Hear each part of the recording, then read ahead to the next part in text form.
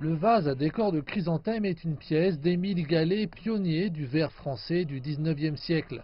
Cet homme est considéré comme l'un des artistes verriers les plus remarquables de son époque. La couleur vive et la forme délicate du chrysanthème partagent de nombreux aspects du symbolisme des fleurs dans la culture chinoise. Les créations de l'artiste américain Paul Stankard ont été qualifiées de poésie dans le verre. Avec cette œuvre, Paul Stankard crée de fins fils de verre colorés et les transforme en fleurs, graines, feuilles et abeilles avant de les intégrer dans des sphères de verre transparentes.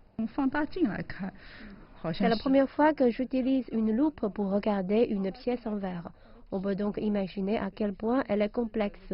J'ai été particulièrement attirée par les détails tels que les ailes d'abeilles et les boutons floraux. J'apprends beaucoup en visitant le musée de Shanghai. En marge de l'exposition, Excellence singulière a attiré de nombreux regards. Ces œuvres ont été créées par l'artiste chinoise Loretta Ruishanyang. Les fleurs de camélia et la surface rocheuse escarpée sur le fond se réunissent en une seule confrontation visuelle puissante.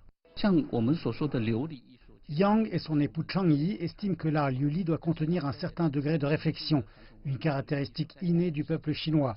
Leur travail est l'objectif à travers lequel le monde occidental est parvenu à comprendre la signification de l'art et de la culture traditionnelle chinoise.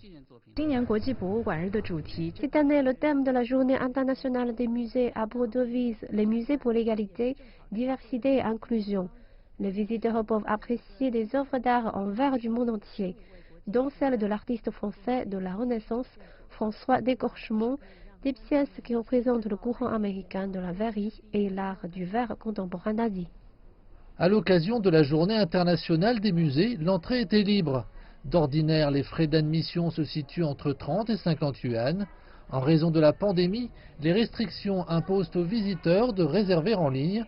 L'exposition se poursuivra jusqu'à fin septembre.